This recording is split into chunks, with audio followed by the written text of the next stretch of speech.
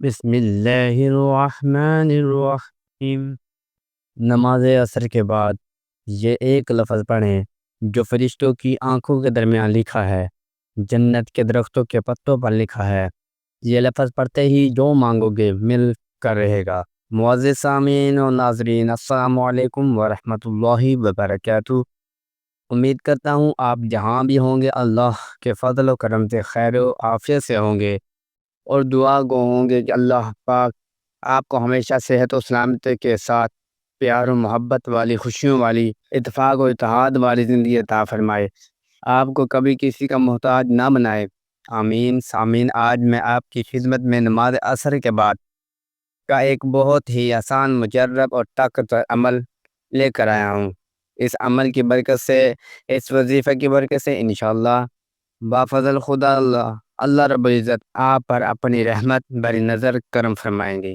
آپ اللہ سے جو بھی مانگیں گے انشاءاللہ ضرور ملے گا۔ آج کا یہ وظیفہ ایک قرآنی صورت پر منحصر ہے اور ایک قرآنی لفظ پر منحصر، بہت آسان عمل ہے، چھوٹا سا عمل ہے، اس کے فضیلت و برکات بہت ہی زیادہ ہیں۔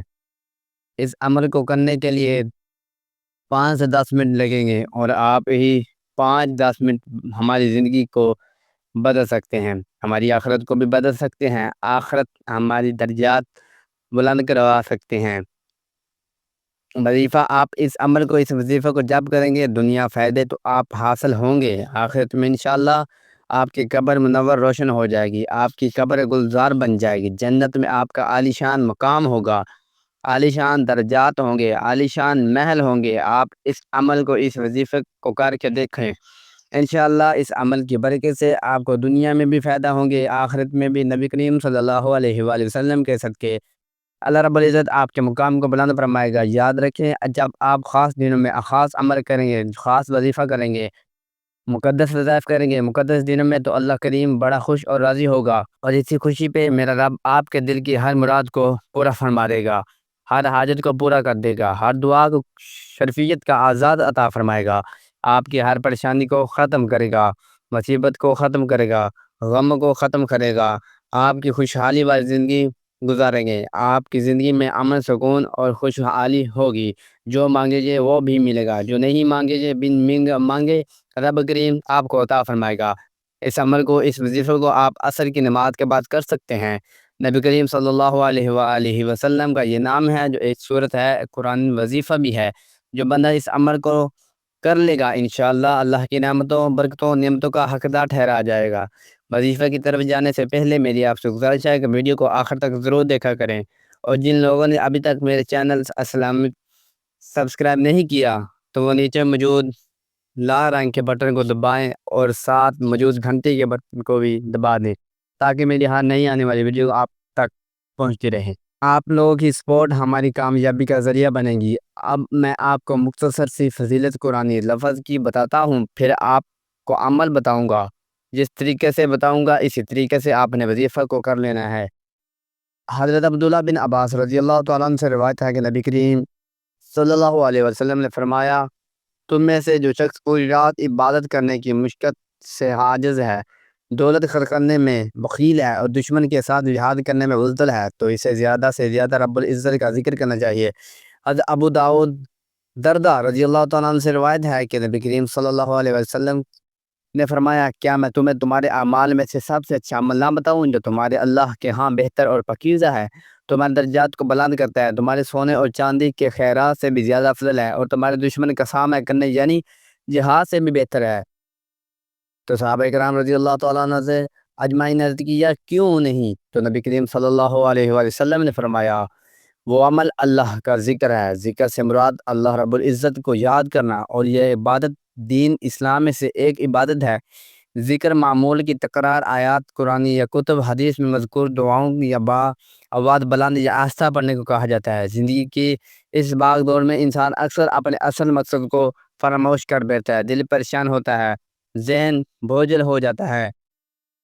بندے کو آخرت میں کیا انعامات ملیں گے؟ نمبر 1، اللہ کا قرب اور محبت۔ ذکر کرنے والا شخص اللہ تعالیٰ کا محبوب بن جاتا ہے جو اس ذکر کو کرتا ہے۔ رسول اکرم صلی اللہ علیہ وسلم نے فرمایا، اللہ تعالیٰ فرماتے ہیں، میں اپنے بندوں کے ساتھ ہوتا ہوں جب وہ میرا ذکر کرتا ہے، یعنی قیامت کے دن وہ بندہ اللہ کے خاص قرب اور حفاظت میں ہوگا۔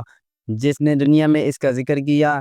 نمبر 2، میزان عمل میں بھاری نیکیاں، ذکر کرنے والے کے اعمال کا پلڑا قیامت کے دن بھاری ہوگا۔ رسول صلی اللہ علیہ وسلم نے فرمایا، دو کلمے جو زبان پر ہلکے، رحمان کے محبوب اور میزان میں بھاری ہیں، سبحان اللہ و بحمدہ سبحان اللہ العظیم، یہ ذکر قیامت کے دن نجات کا ذریعہ بنے گا۔ نمبر 3، جنت اعلیٰ مقام، ذکر کرنے والے کے لیے جنت میں خاص درجات ہوں گے۔ نبی کریم صلی اللہ علیہ وآلہ وسلم نے فرمایا، اللہ کے وہ بندے جو ذکر کرتے ہیں وہ قیامت کے دن جنت کے اعلیٰ درجوں میں ہوں گے۔ نمبر 4، قبر کا سکون اور روشنی، ذکر کرنے والا شخص دنیا سے ایمان اور روحانی روشنی کے ساتھ رخصت ہوتا ہے، اس کی قبر منور ہوتی ہے اور اس کے لیے جنت کا دروازہ کھول دیا جاتا ہے۔ نمبر 5، میدان حشر میں سایہ، قیامت کے دن سورج سر پر ہوگا، لوگ پسینے میں ڈوبے ہوں گے، ایسے میں ذکر کرنے والوں کو عرش الہی کا سایہ نصیب ہوگا۔ رسول صلی اللہ علیہ وسلم نے فرمایا، وہ شخص جو تنہائی میں اللہ کا ذکر کرے، اللہ کے ڈر سے اس کی آنکھوں سے نکل آئے اور اسے قیامت کے دن عرش کا سایہ نصیب ہوگا۔ نمبر 6، فرشتوں کی گواہی، جو بندہ دنیا میں اللہ کا ذکر کرتا ہے، قیامت کے دن فرشتے اس ذکر کی گواہی دیں گے اور وہ اللہ کے حضور شرم سے نہیں جھکے گا بلکہ فخر سے سر بلند ہوگا۔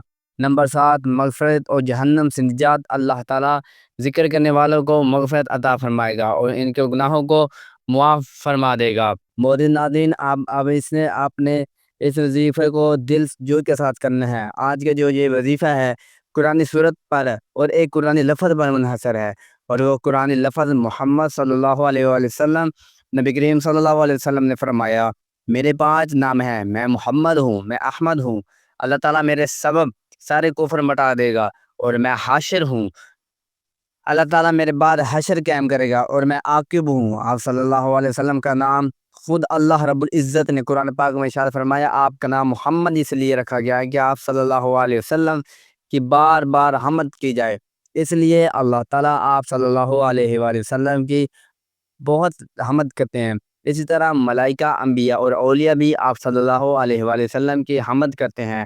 اولین اور آخرین آپ کی حمد کریں گے، اور قیامت کے دن تمام اولین اور آخرین آپ کی حمد کے جھنڈے تلے ہوں گے۔ اس لیے اللہ تعالیٰ نے آپ صلی اللہ علیہ وسلم کے گھر والوں کے دل میں یہ الہام کیا کہ آپ صلی اللہ علیہ وسلم کا نام محمد رکھیں۔ حدیث میں آپ صلی اللہ علیہ وسلم کے اسماء کے مبان میں بیان میں محمد کو احمد پر مقدم کیا گیا ہے، کیونکہ محمد احمد سے زیادہ مشہور ہے۔ ابو نعیم نے روایت کیا ہے کہ مخلوق کو پیدا کرنے سے 2000 سال پہلے آپ صلی اللہ علیہ وسلم کا نام محمد رکھا گیا، اور کعب بن احبار نے روایت کیا ہے کہ عرش کے پائے پر، 7 آسمانوں پر، جنت کے محلوں پر، حوروں کے سینوں پر، جنت کے درختوں پر، سدرۃ المنتہا پر اور فرشتوں کی آنکھوں کے درمیان محمد لکھا ہے۔